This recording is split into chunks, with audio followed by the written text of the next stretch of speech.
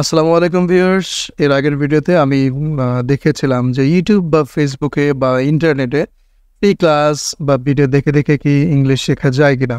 তো আমি যেটা বলেছিলাম সেটা হলো যে যাদের ইংলিশের বেসিক আসলে অনেক ভালো তারা ইংলিশে ভিডিও দেখে দেখে ফেসবুক বা ইউটিউব থেকে ইংলিশ শিখতে পারবে। আর যাদের বেসিক একদমই ভালো না, যে যারা ইংলিশে খুবই দুর্বল, তারা আসলে শিখতে পারবেন না। এবং কেন পারবেন না সেটা আমি এর আগের ভিডিওতে দেখিয়েছি। তো এই ভিডিওতে আমি দেখাবো যে আসলে যাদের ইংলিশের বেসিক খুবই ভালো, একদম যে ইংলিশের বেসিক অনেক ভালো, তারা আসলে ফেসবুক বা ইউটিউবে ভিডিও দেখে দেখে ইংলিশ শিখতে পারবে কিনা। আমি আবারও আপনাদের একটু মনে করিয়ে দিচ্ছি যে বেসিক ভালো বলতে আমি কাদের বোঝাচ্ছি, যে যারা আগে থেকেই ইংরেজি মোটামুটি পারেন।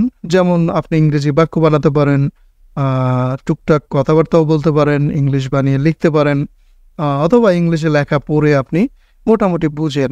তো এই যে আপনি আগে থেকেই যারা ইংলিশে ভালো, ইংলিশের বেসিক ভালো, তারা মূলত কি করতে পারে যে তাদের লেভেলটাকে অ্যাডভান্স করার জন্য ইউটিউব, ফেসবুক বা ইন্টারনেটে ভিডিও দেখে দেখেও চাইলে কি করতে পারবে, যে এক্সপার্ট বা দক্ষ হতে পারবে। তো সেক্ষেত্রেও আমি বলেছিলাম যে বেশ কয়েকটি শর্ত রয়েছে, বেশ কয়েকটি বিষয়ের উপর নির্ভর করবে, অর্থাৎ আপনি কিভাবে শিখছেন সেটা একটা বিষয়। তো আমি এই ভিডিওতে দেখাবো যে আসলে ইউটিউব, ফেসবুক বা ইন্টারনেটে ফ্রি ক্লাস বা ভিডিও দেখে যেভাবে ইংলিশ আপনি শিখতে পারবেন। তো চলুন দেরি না করে শুরু করা যাক। আচ্ছা, তো প্রথমত আমি যেটা মনে করি যে বেশ কয়েকটি বিষয়ের উপর নির্ভর করবে। এর মধ্যে আমি গুরুত্বপূর্ণ কয়েকটি বিষয় এখানে উল্লেখ করব।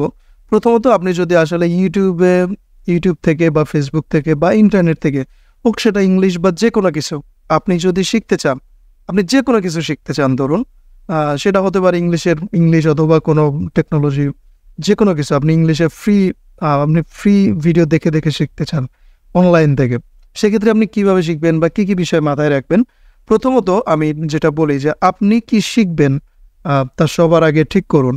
অর্থাৎ আপনি আসলে কি শিখতে চান সেটা আগে সবার আগে আপনাকে ঠিক করতে হবে। যেমন আপনি কি স্পোকেন ইংলিশ শিখতে চান, নাকি ফ্রি হ্যান্ড রাইটিং শিখতে চান, উচ্চারণ শিখতে চান, ভোক্যাবুলারি শিখতে চান, নাকি আইএলস এর প্রস্তুতি নিতে চান, এরকম কি শিখতে চান সেইটা আগে আপনাকে কি করতে হবে, আগে মনস্থির করতে হবে যে হ্যাঁ, আমি এই জিনিসটা শিখতে চাই।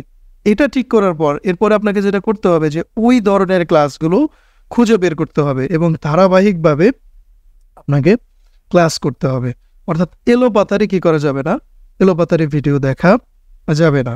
তাহলে প্রথমত আপনাকে যেটা করতে হবে যে এলোপাতারি ভিডিও না দেখে আপনি কি শিখতে চান সেটা আগে ঠিক করতে হবে। যেমন ধরুন যে আমি স্পোকেন ইংলিশ শিখতে চাই, তাহলে আমি কি করব যে হ্যাঁ, আমি স্পোকেন ইংলিশ শিখবো। এরপর আপনি খুঁজে বের করবেন যে স্পোকেন ইংলিশের জন্য ফ্রিতে ইউটিউবে বা ফেসবুকে কোন রিসোর্সগুলো ভালো, তো সেটা আপনি সিলেক্ট করবেন। এরপর আপনি সিরিয়ালি এলোপাতারি ভিডিও না দেখে আপনি সিরিয়ালি, হ্যাঁ, স্টেপ বাই স্টেপ কি করবেন, আপনি ভিডিও দেখতে থাকবেন। ঠিক আছে? এটা হচ্ছে প্রথম বিষয়। আরেকটা বিষয় হলো যে আপনি কখনোই যে আপনি টিপস অ্যান্ড ট্রিক্স টাইপের ভিডিও খুব বেশি দেখার প্রয়োজন নেই। দেখবেন ইউটিউব, ফেসবুকে কিন্তু আসলে বেশিরভাগ ভিডিও হচ্ছে, আমি খেয়াল করে দেখেছি যে টিপস অ্যান্ড ট্রিক্স, যে এইভাবে এটা করেন, এটা করেন, ওটা করেন না। এই ধরনের ভিডিও, এই ধরনের ভিডিও দেখে কিন্তু আসলে আপনার ইংলিশ শেখাটাকে বা কোনো কিছু শেখাকেও সেইভাবে ত্বরান্বিত করতে পারবেন না। এটার প্রয়োজন আছে, তবে এই ধরনের ভিডিওই শুধু দেখলেন এটা কিন্তু হবে না। হ্যাঁ, যে 7 দিনে 15 দিনে কিভাবে ইংলিশ শিখবেন, 10 দিনে কিভাবে শিখবেন, এই ধরনের টিপস অ্যান্ড ট্রিক্স টাইপের ভিডিও আপনি দেখবেন না। আপনাকে যেটা করতে হবে যে লেসন শিখতে হবে, যে প্রতিদিন আপনি কিছু কিছু করে লেসন শিখবেন। হ্যাঁ, লেসন শিখবেন এবং সেটা চর্চা করবেন। ঠিক আছে? তো এইভাবে আপনাকে করতে হবে। আর দ্বিতীয়ত আরেকটি গুরুত্বপূর্ণ বিষয়, সেটা হলো যে আপনি যে ভিডিওগুলো দেখার জন্য মনস্থির করেছেন সেইগুলো আপনি ধারাবাহিকভাবে দেখছেন কিনা।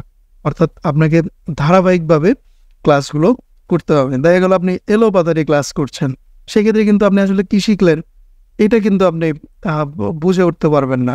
দেখবেন শুধু ভিডিও দেখেই যাচ্ছেন, আপনার গুছিয়ে কোনো কিছু শেখা আসলে হচ্ছে না। কেননা যে এলোমেলোভাবে ক্লাস করলে বা ভিডিও দেখলে এটা কিন্তু আপনি কাজেও লাগাতে পারবেন না। ঠিক আছে? আমি যদি একটা উদাহরণ দিই, যে ধরুন যে আপনি যদি স্পোকেন ইংলিশ শিখতে চান, তাহলে যে শিক্ষকের ভিডিও দেখে শিখবেন বলে মনস্থির করেছেন, তার বানানো সকল ভিডিও সিরিয়াল মেনটেন করে দেখো, যে প্রথম ক্লাস, দ্বিতীয় ক্লাস, তৃতীয় ক্লাস। ঠিক আছে? যদি আর কি এরকম থাকে, আমি আগের ভিডিওতে কিন্তু বলেছি যে এরকম পাওয়া কঠিন। তারপর যদি আপনি পেয়ে যান, তাহলে এইভাবে ধারাবাহিকভাবে প্রথম, দ্বিতীয়, তৃতীয় এইভাবে ধারাবাহিকভাবে প্রতিটা ক্লাস আপনাকে দেখতে হবে। অন্যথায় আপনি যদি এলোমেলোভাবে দেখেন যে যখন যেটা সামনে পান, হ্যাঁ? যে এলোমেলোভাবে যখন যেটা সামনে পান সেটা দেখেন, এরকম দেখবেন না।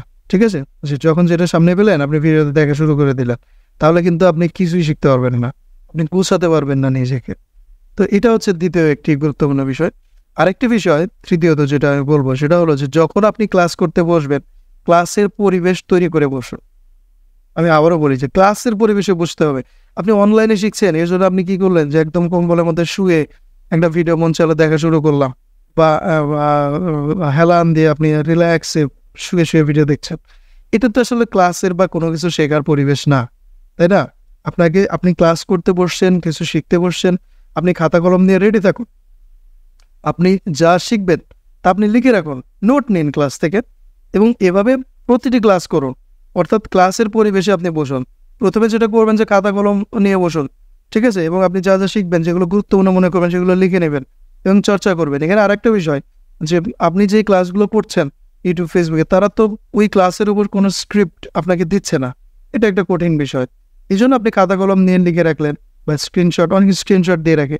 এটা স্ক্রিনশটেই থেকে যায়। এটা কিন্তু কখনো কাজে লাগে না।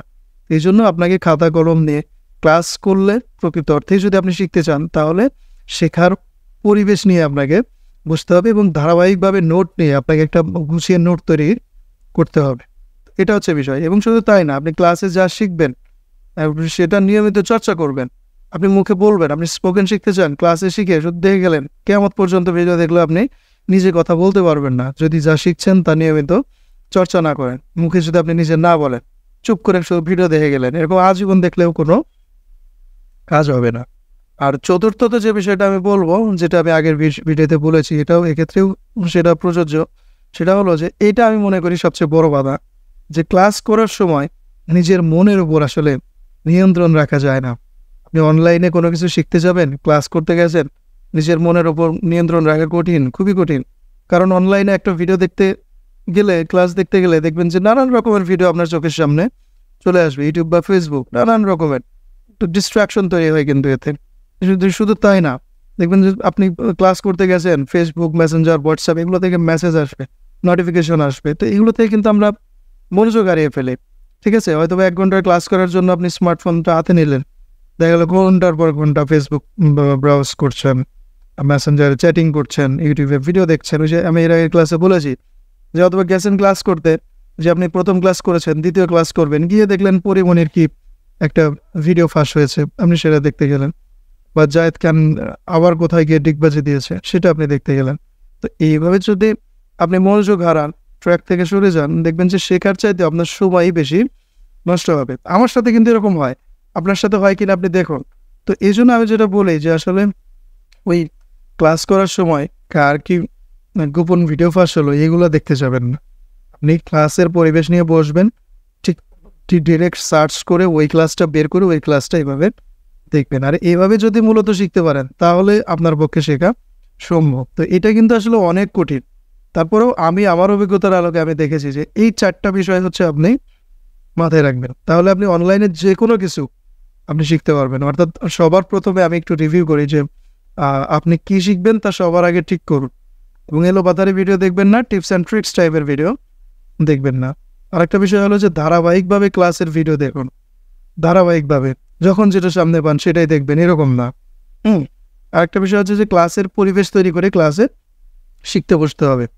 কারণ আপনি তো কোর্স করছেন না, আপনি ইউটিউব থেকে শিখবেন, এর মানে না যে আপনি শুয়ে বসে যেভাবে আছেন শুধু দেখে গেলেন, কোনো নোট নিলেন না, শিখলেন কি তা লিখে রাখলেন না, এটা তো হবে না, আপনি তো ভুলে যাবেন আবার।